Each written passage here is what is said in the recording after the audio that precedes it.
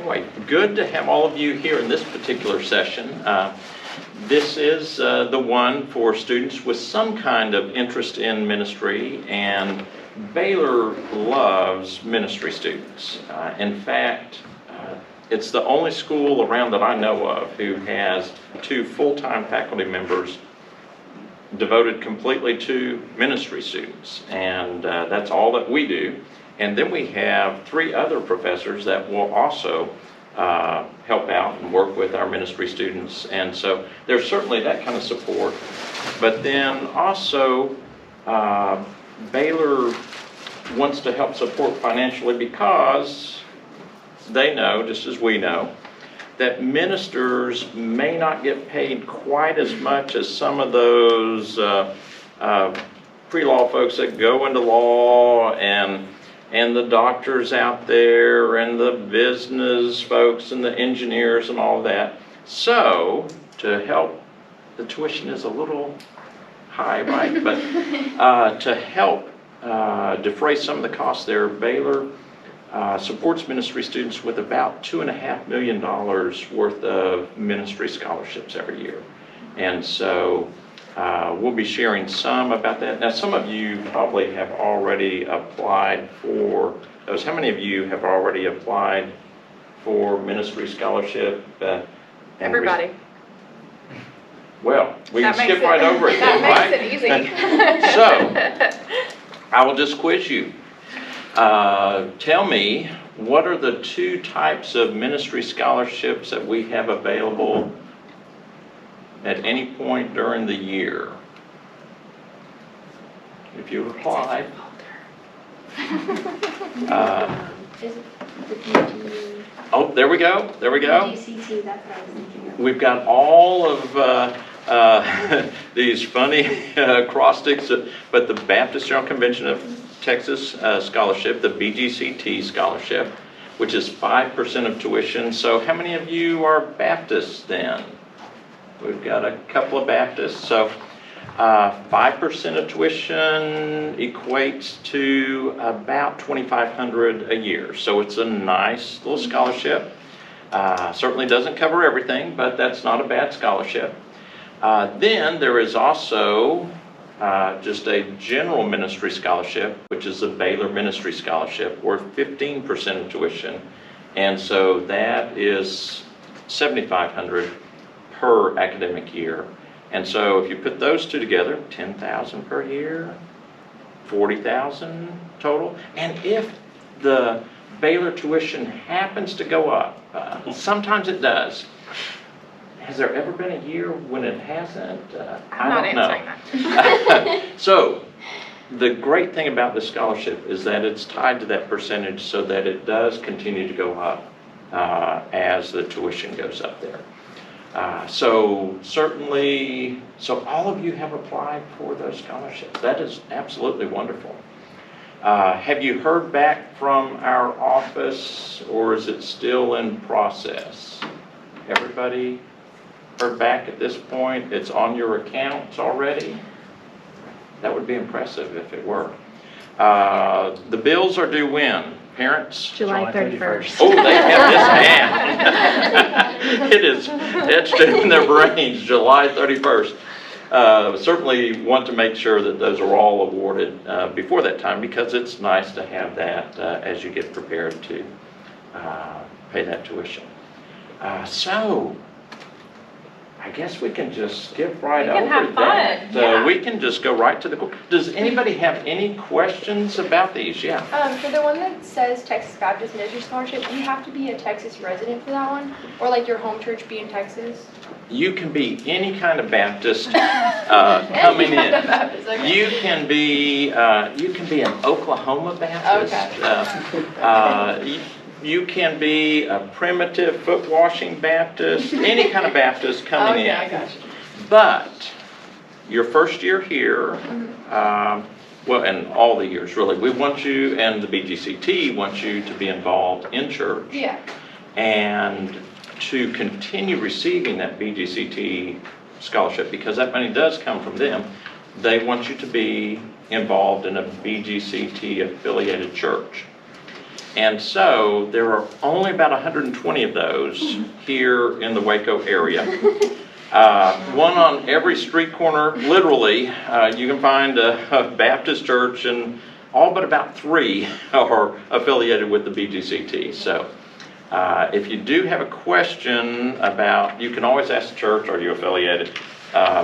But if you would like to, if you're wondering, is this church that I'm really interested in affiliated with the BGCT, just shoot me an email and I can tell you in 60 seconds.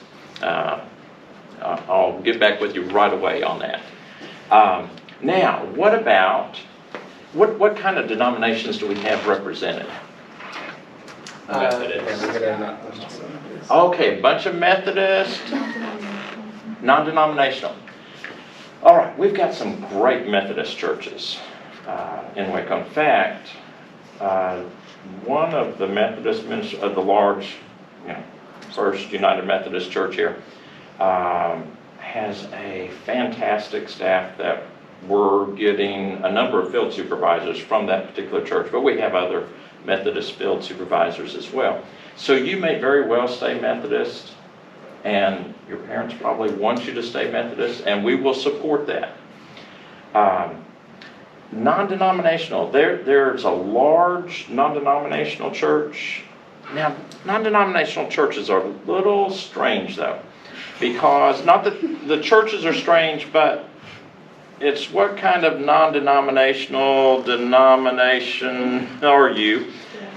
Because you have some, in fact, every year, I've already had about 3 students this year that thought that they were from a strictly non-denominational church, and lo and behold, it turned out that they were from a Baptist church. It's just that they hide the fact that they're Baptist. There are some non-denominational churches that are very Baptistic. They are non-denominational, but their practices are just like the Baptists. Their polity, the way they make decisions, very much like the Baptists. And you may find yourself in a Baptist church. You may go to Calvary Baptist and say, oh, I love this church, and this is where I want to make my home church. And so next year, when you're applying for a scholarship, and if you become a member, if you won't, we're not out to convert Methodist to Baptist. But if you happen to join a Baptist church, you could apply for that BGCT scholarship, as long as it's affiliated. Well, first year you can, any Baptist, but you can go ahead and apply for that. We do have a lot of non-denominational students who find themselves in Baptist churches, actually join those Baptist churches. And so if you happen to find that, we would certainly invite you to do that. One of the large non-denominational churches, one of the types is more of a charismatic non-denominational church, is Antioch Community Church. And very large church, thousands and thousands We have a lot of students. of folks worshiping there every weekend. Great church, and so that may be a church that you'd be interested in as well. There will actually be what's called, I think they're still calling it a church fair. It's during Welcome Week, so the first few days when you're here before classes start.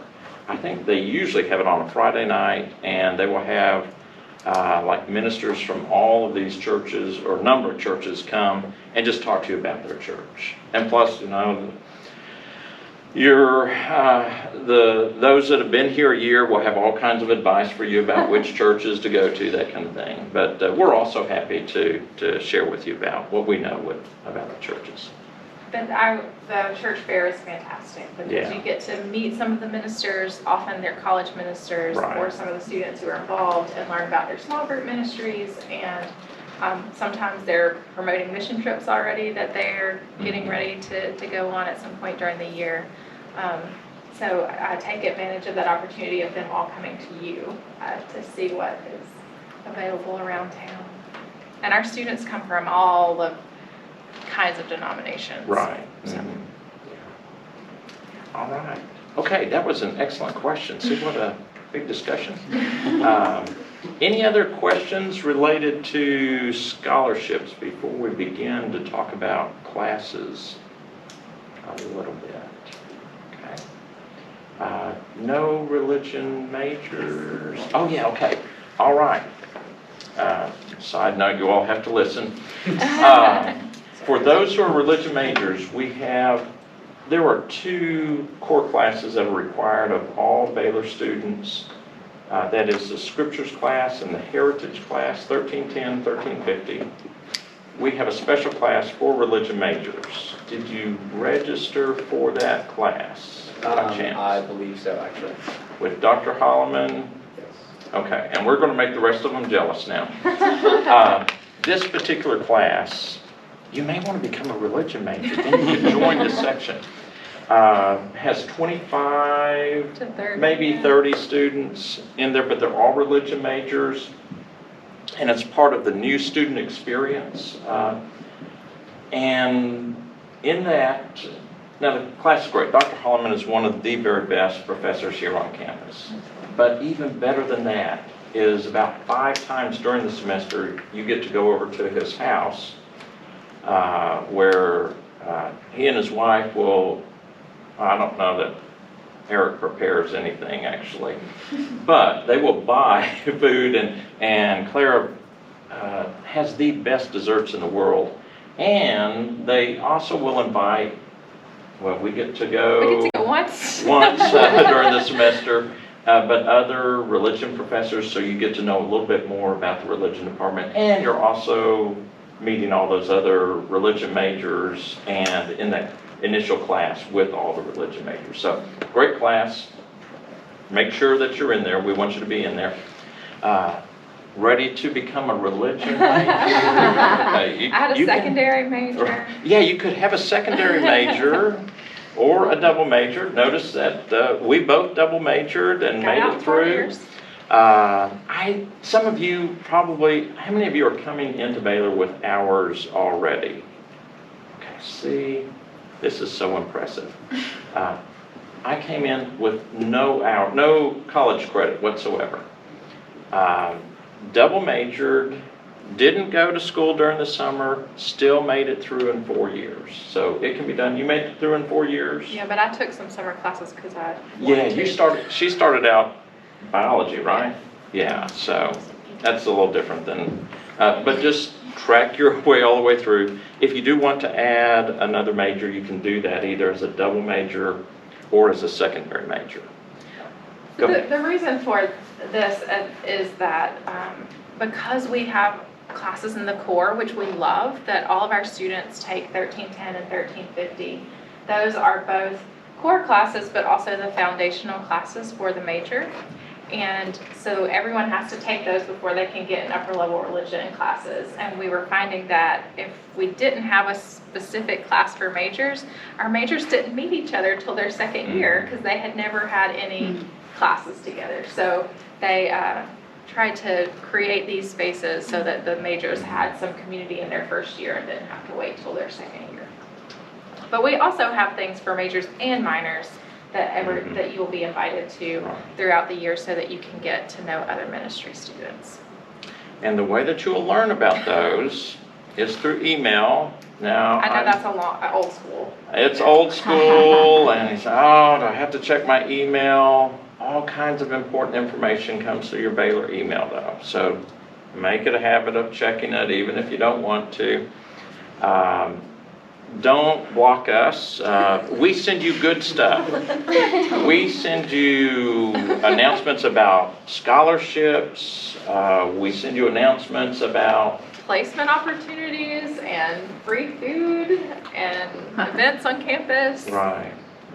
One of the events I can tell you about right now, I can't remember the date, but we're going to have several college-type ministers here on campus have a lunch. Have you all have taken the tour already? Mm-hmm. So do you remember where the Bobo Office of Spiritual Life building is? Mm-hmm. Okay, we will have a big lunch in there just a few weeks into the semester where you'll get to just talk with these ministers about kind of their calling and discernment, a little bit about that, and enjoy a nice meal. And we'll have those events periodically, and so again, don't block us. Check your email. Again, good stuff that we're sending you. Let's go ahead and share some about the courses. Can we start with 2480? Yes. So if you're on scholarship, which all of you looks like are or will be, one of the requirements for that is to be a religion major or minor. And then within that minor, it's pretty flexible. So the back of this yellow sheet, you don't have to look at it, but if you want to, it gives the requirements for religion major at the top and those for the religion minor at the bottom. And it is a very flexible minor. So you take 1310, 1350, and then 4 more classes. And you can choose any of those classes except one that you choose must be Religion 2480 because it is the requirement for the scholarship. Religion 2480 is Introduction to Ministry, and we say you have to take the class, but also you get to take the class. It is a very small community-based class capped at 14 or 15 students where we do a lot of discernment work together over the course of the semester. So if you're one of those people who, like me, might mark like 5 ministry interests, you're not quite sure where you're going yet, this is a class that will give you an opportunity to do some reading, do some discernment and reflection, and then also participate in an internship in one of those areas just to try it on and see if that's what you might be called to do full time. We have over 150 trained supervisors in the Waco area, all the way from chaplains who are working in the hospital to senior pastors to counselors to music ministers, children's ministers, you name it. We probably have someone who has done it or is doing it currently, and we partner you with one of them for the semester. It is not an overwhelming internship. We're not talking 40 hours a week on top of your schoolwork. It's 5 hours a week. One of those hours is a one-on-one meeting with your supervisor where you get to debrief and talk through what you're learning in class and what you're thinking about ministry. And then the other 4 are kind of supervised ministry hours where you're going along with them for pastoral visits or you're helping to plan the curriculum for next week's children's Sunday school class. But you're getting hands-on experience of learning what ministry looks like day to day. 99% of our students in their final reflection paper report that that is their favorite part of the class, is actually getting to do ministry. And this is what we expect. We know that the reading we're doing, the discussion that we're doing is crucial for ministry formation. But most people feel called to ministry don't want to just read about ministry, they want to be engaged in doing ministry. And so this is a course that allows you to do some ministry and just see if this is where your passion lies, if this is what you want to do. And we love teaching that class. We love the reflections that come out of that class and the growth that always happens in those classes. We recommend that you take it in your sophomore year, if at all possible, because if you think for sure you're going to be a children's minister and then you do a semester of it and you're like, absolutely not, then maybe you don't want to take that summer camp position. Maybe you want to try something else. So we recommend that you try to get this in your sophomore year. And everybody has the numbering system down for the courses, 1,000 first year, 2,000 second year, 3,000. Not that you can't take a 3,000 level course maybe a year in your sophomore year. Second number is the number of hours that you're meeting typically in class, except for that 2480. So notice that all of these are 3-hour classes, except for the 2480. And that extra hour is that lab, your 5 hours a week that you're out there doing ministry. If you will continue looking at, now these are all wonderful courses. We recommend them all. But since we're in practical studies, we will spend more time with our practical studies courses. And ministry students, you want practical studies, don't you? You want to be doing ministry. And so we've talked some about the Intro to Ministry class. There is also a Communication in Ministry class, and Dr. McMichael teaches this one. And it is offered every spring And go ahead and tell them about that communication ministry, and then we'll get to the So other. the communication and ministry class is every spring. We focus on many different kinds of communication in ministry, but don't kind of zoom in on one of the primary ones, which is preaching. So we spend a good bit of time listening to other preachers, learning about different forms of the sermon, what this looks like across denominations, even to think about different ways of different types of preaching. We read a book on creative styles of preaching that kind of goes through some of the different types. And we kind of recognize as we go along that most of us are used to only hearing one or two types of sermons, because when you plant yourself in a church, your preacher tends to lean towards one style, usually more than another. So we talk about how that informs our own sense of what preaching is or should be. And then we work up towards writing and preaching a sermon for our classmates, and to get affirmation from them and feedback from them. And then the final project is to write a second sermon where you're incorporating some of the feedback you got on your first time in front of the class. It is so much fun. For many of the students, this is the first time they've ever preached. Some of them do it and they're like, I'm glad to know I can do that. I don't want to do that.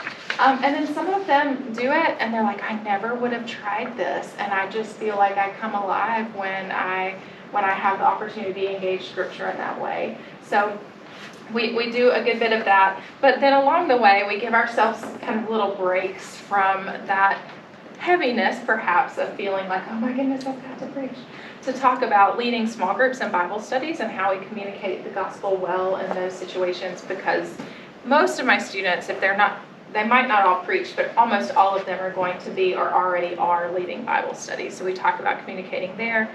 We talk about communicating in conflict and what our go-to conflict styles are, and when those work and when we might need to try something else. And then one of my favorites, which doesn't seem to be one of the students' favorites, which is, how do we run a good meeting? Like, what does it mean to communicate well in a meeting and to set an agenda and to value our volunteers' time who are there for the church, and make sure we're giving action items and not wasting everyone's time on a Tuesday night. So those are some of the types of communication we talk about, and we always grow really close together as we're in this space, because we have to be vulnerable as we share with one another. And yes, it's offered every spring, so I look forward to having some of you in that class. And one of the other courses is that cross-cultural ministry class. That's offered every fall. And think missions when you think about that class. So if you have, whether that's local missions or global missions, we talk about both of those. What are some of the elements of culture, the components, and how do we bridge between cultures? How do we develop partnerships that are legitimate, interdependent partnerships, rather than having, and this is what we often are too guilty of, is, how many of you have been on a mission trip, by the way? Okay, so several. And it is wonderful, and I hope that those mission trips will run very well. Many of them, especially these days, are getting to the point where really highly respecting the host partner, letting them set the agenda. Certainly in years past, there were too many mission trips where we'd say, oh, the more people we can bring on our team, the better. If we can bring 50 junior hires on this trip to paint the pastor's house over there, this will be great. That's not always what they want, though. And one of the studies that I did, we had over 100 host partners who had hosted more than 3,000 short-term teams coming in. The size of the group that they wanted was between 5 and 9. Because they said, we can work with these smaller groups. They can get to know us better. We can go easily from one area to the other. And so just in that class, we learn a lot about just how do we develop those kind of partnerships and long-lasting partnerships.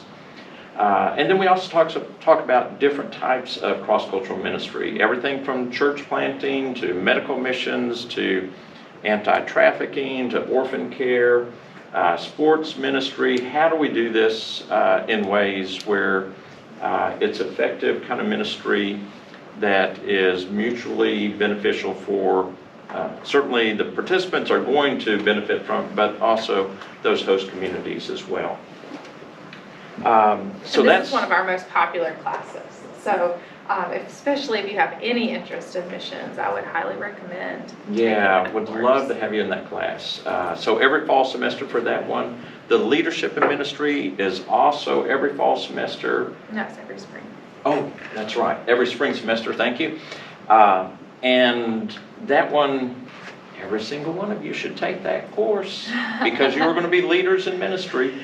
And this is one of the things that I found. Not only are you going to be leaders in ministry, but you are going to be leaders beyond just the local church.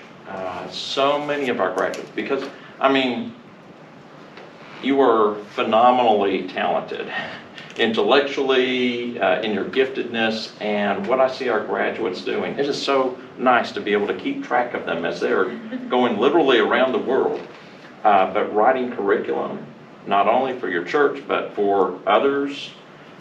It's just amazing, all the different kinds of things that our graduates are doing. So please take that leadership in ministry course, not only for local church ministry, parachurch ministry, but also it's just good to be able to learn from all the different types of ministers that the professor will bring in, whether that be Christian nonprofits or youth ministers or pastors, because a number of them will come in and talk to the class. So it's a great course to have. So beyond that, Do you recommend that leadership and communications class, if those are both spring classes? Is that junior, senior year level, since they're doing their internship sophomore year? Or is there a process there? Excellent question. It usually is in their junior year, but sophomores are welcome to take it. Okay. The reason I say it's usually in their junior and senior year is because they fill up before the sophomores can register usually. So I did this past spring was an exception in that communication and ministry ran at the same time as our senior seminar. And so several sophomores got in this past spring, but I think that's the most sophomores I've had in a really long time. And it was because there was a conflict with a class that was required of the religion major, that there were still spots. Normally it fills up. Does cross-cultural fill up quickly too? Yeah, and so we'll typically have juniors and seniors in that class. Certainly in the leadership class, juniors and seniors, a lot of seniors will be in there.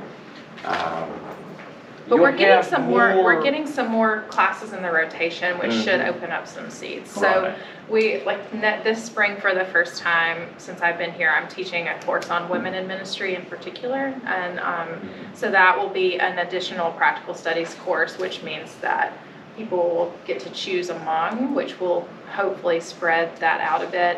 And then we're trying to get one extra course in every other year like that, some special topics course, so that we can have more space for our students. But the practical studies courses do fill up pretty quickly because a lot of our ministry students who are majors, want that to be their focus. And so if it's their focus, that means they have to take all of them.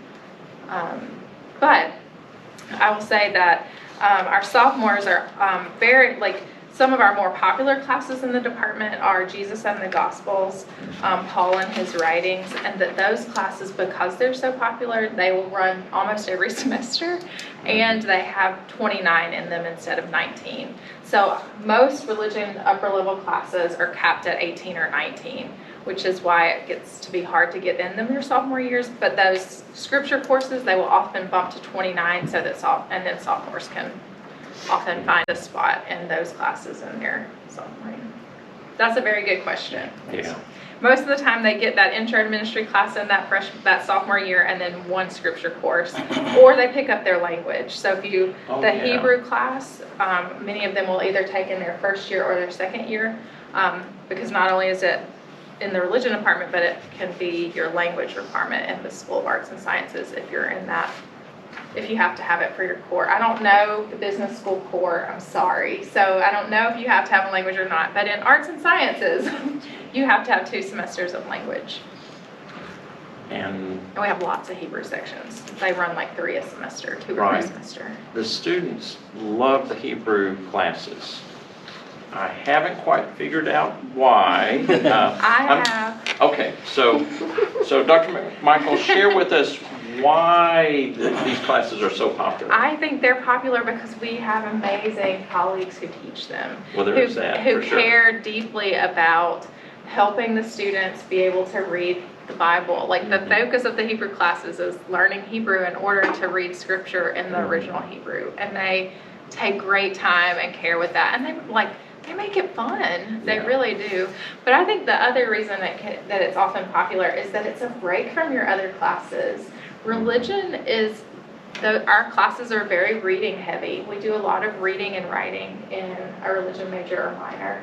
That's just the reality of it. And the Hebrew class is a language class, so you're doing lots of memorization.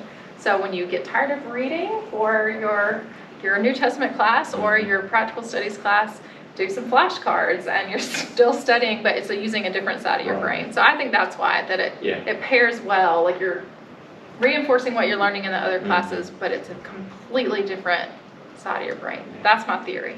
Well, It's not scientifically proven. I think, we do have excellent professors teaching those courses, and just being able to, it opens up the Bible in so many new ways, because we really miss so much. When you're reading an English translation, you do not catch all of the puns, the acrostics, everything else in there, and you do as you begin to know the Hebrew. And so that's really good. And Greek is good too. Greek is actually taught by professors in the classics department, so that would be the difference there. And so you get some Bible, but not as much as you would in the Hebrew classes. So we highly recommend, we really do recommend all these courses. We have So, great colleagues. for all of you who are getting a minor in religion, it is the easiest minor to get. We say, not because the classes are easy, but just because you have 3 that you're already required to have: Scriptures, Heritage, and the Introduction to Ministry, and then any 3 others. So any of those, and they're all wonderful classes.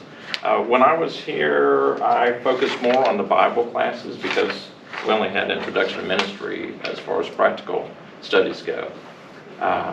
But they're all great classes.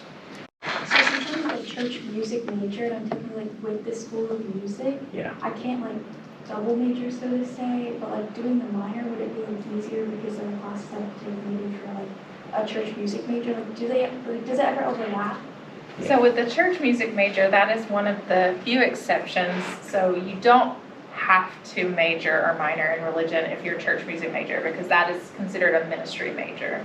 And I think that you will take intro to ministry as a church music major. So that is that required of the church music or just those on scholarship? It's actually, I think, one of the requirements for that, maybe even both the major and the minor in church music. But we would invite you to take another course or 2 as you're able to. One of the things you'll find, this isn't fair. Music students, you'll be taking, say, 16 hours, but it'll seem more like 25 because you've got this ensemble and you get half an hour credit or an hour credit, but you're spending 5 hours a week, you know. So it can be a pretty demanding major, whether it's church music or just a regular music major. But we certainly invite you to take any extra courses that you'd like. And I would recommend, Dr. Randall Bradley and then Dr. Monique and Ingalls, who are both in church music, we've been working with them on a certificate in ministry that would pair classes that you already have to take in church music with classes in the religion department. So it might be that you want to do the church music major with the certificate in ministry, which then is specifically like made with them to pair with your courses that you already have to take. And so that has not been officially approved, but it should be going through this fall, I think. Yeah, I think So we're working on this. it will be fall. approved before you need it to be. That sounds awesome. But Dr. Ingalls Have you has met been the her point yet, person by on it. chance? I have talked to Dr. Bradley a Okay. couple times, but I've never talked to Dr. Okay, you will want to get to meet her and talk with her. She is one of the neatest people in the world doing ethnomusicology, and I just love her work and what she's doing. And of course, that ties into missions as well, so great She's been doing like appreciation. global Christian music. Right, Like, yeah. it's really cool research that she does. Yeah. All right, great questions. Others? Doesn't have to be about classes. Any other questions that you have that we might be able to answer? Do you guys help make the connection for the internship, or does the student need to pursue that on their own? That's a really good question. It's a little bit of both. Some of our students will come into the class and they'll say, oh, I've been working with the children's minister or the student minister or the college minister, and I've already talked with that person, and they said it'd be great if I could work with them this semester. And as long as we don't have two other students also wanting that same person, we're able to make that connection work. But sometimes students will have no idea. Going to church, but I'm really open to anything. And so sometimes we try to be a little bit creative there. With missions, we've got some great, we've got Charlie Ramsey, he's the Baptist student minister here, but he was in Pakistan for 20 years plus doing missions, and he's a great one to have as a field supervisor for that. But Jimmy Dorrell or John Calloway at Mission Waco gives another different angle on that. And so we've got, like I said, this pool of about 150 field supervisors, and so we can really help the students. They don't have to have anything lined up at all. One of the ones, well, let me tell you about two. Sometimes, okay, we've got some large churches here.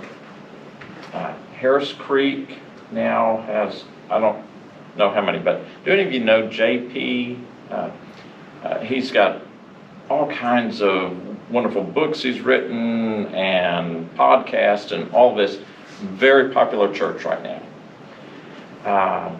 Highland, Antioch, large churches with thousands of people there. But let's say, who was going into pastoral ministry? Anybody? Not in this group, but You say. said you, yeah, you said you. But let's say, for example, okay, I want to try out pastoral ministry, want to work with a lead pastor. I would say you probably don't want to work with one of the megachurch lead pastors. It might be a great honor, but they are so busy.